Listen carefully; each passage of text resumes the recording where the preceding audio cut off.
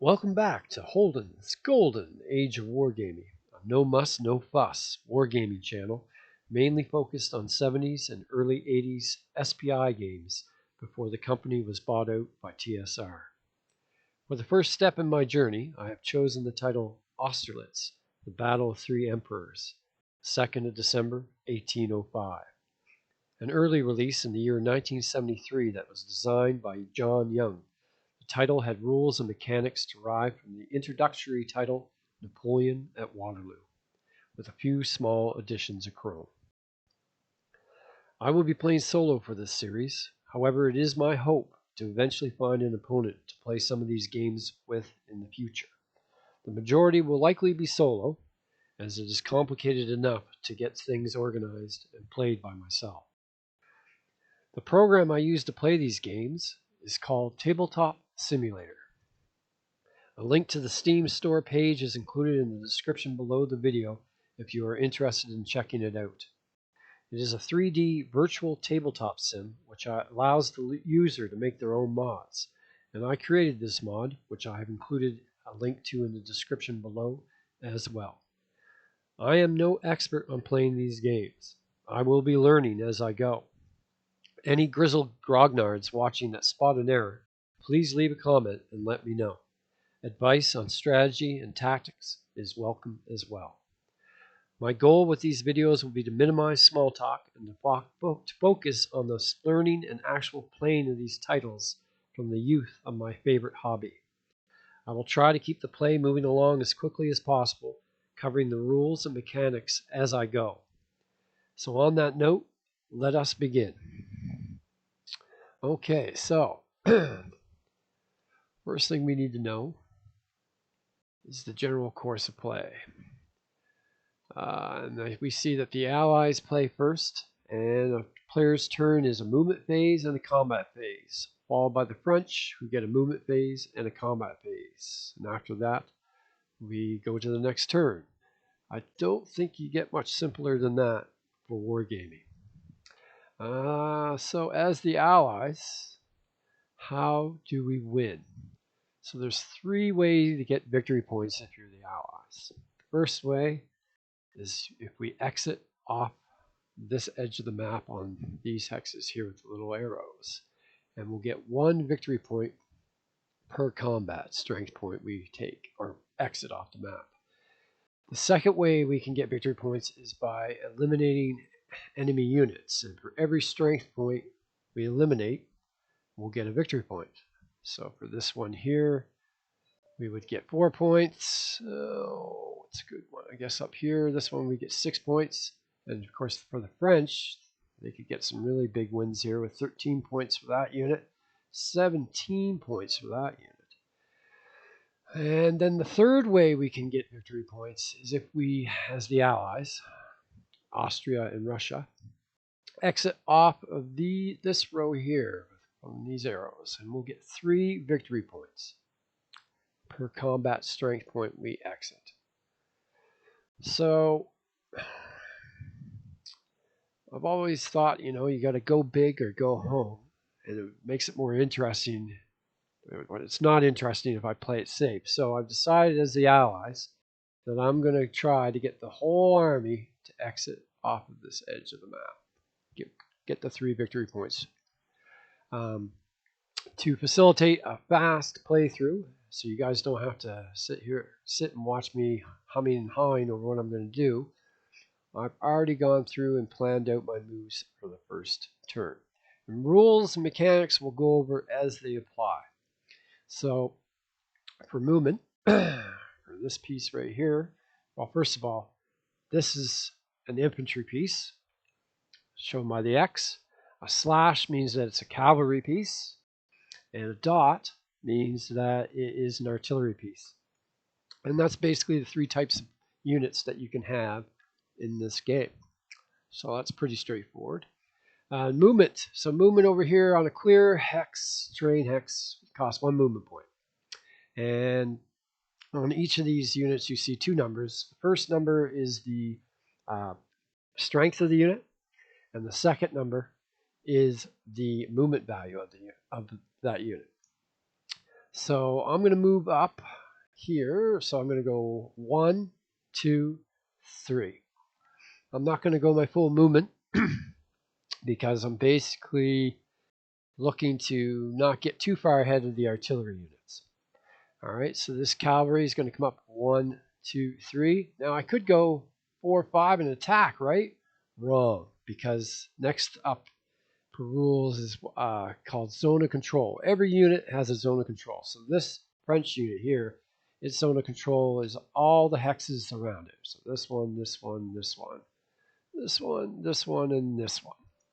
If you enter into an enemy unit's zone of control, you have to add 1 to your movement to enter that hex. So this would be 1, 2, 3, 4, and because we're entering the French's units zone of control, that would be 5, 6. Well, we only have 5 movement points for this cavalry unit, so we could not go there even if we wanted to. But for now, I'm just forming my line up here with the artillery being the slowest part of my force. So this guy here is going to go 1, 2, 3, and then the artillery unit 1, 2, 3, which would be its full movement points. Over here we have this artillery is going to move in front of the abbey. Now what's an abbey? If we look over here, we see castles or abbeys cost 1 movement point to go through, but look what they do to the strength of a unit. They quadruple it. So if I put this artillery unit 1, 2 in that abbey, it's going to quadruple the value of its strength, which would be 56 points instead of 14. That's quite the difference. Next up, we have this infantry 1, 2, 3. It will move there, and then we have this infantry 1, 2, 3. This infantry 1, 2, 3. Now here we have a new rule that comes in that we need to look at, and that is stream hexides. If we go through one, it adds a movement point to our movement cost. So this would be 1, 2, and then it has 1 more movement point. It's going to move up here for 3. What's next? We have a cavalry unit. This is going to go 1, 2, 3. This cavalry unit is going to join it. 1, 2, 3, 4. And now we get into the stacking rules. So the stacking rules are different for each side. For the French, they can have up to 3 units and 15 strength points in a hex, up to. For the Allies, we can have any number of units, but we can only have up to 10 strength points in a hex. So if I explode the stack, I see that we have 7 points of strength there with those 2 units. So I could still put another 3 strength point unit in that hex if I wanted to, but we're fine for stacking.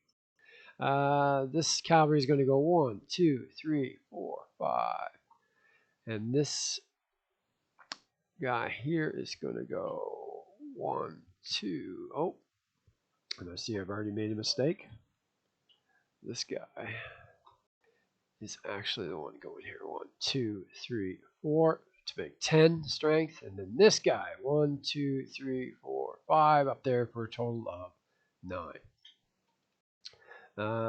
Next up, we have this infantry going at 1, 2, 3, 4. This infantry is going 1, 2. Oh, 2, 3, 4. Maybe the arrows isn't such a good idea. Now, and the artillery 1, 2, 3. Now, so basically, I'm trying to move up this way as fast as I can. The artillery is definitely slowing me down. Yeah, but now, as we can see over here, we have a huge French force. I notice that the values of their units, the strength values, are not as high as ours, which hopefully that bodes well for the Allies. So what I'm going to do is, we have this knoll here, which, looking over on our terrain effects, we see it doubles the strength value. So I'm going to try to make a defensive stand here to cover my other units retreating or moving through to the other side of the map. Will that work? Well, we're going to find out. So that's why I'm moving here. And these guys these units over here, they're going to try to get over there as fast as possible. And then once they're over there, they're all going to pull back, I think, and move up to go off the map. Is that going to happen? Probably not, but I'm going to try. All right, so next we have this artillery unit. It's going to move 1, 2, 3, almost to the knoll, but not quite. This infantry will move 1, 2, 3. This cavalry unit is going to cover the artillery. 1, 2, 3, 4.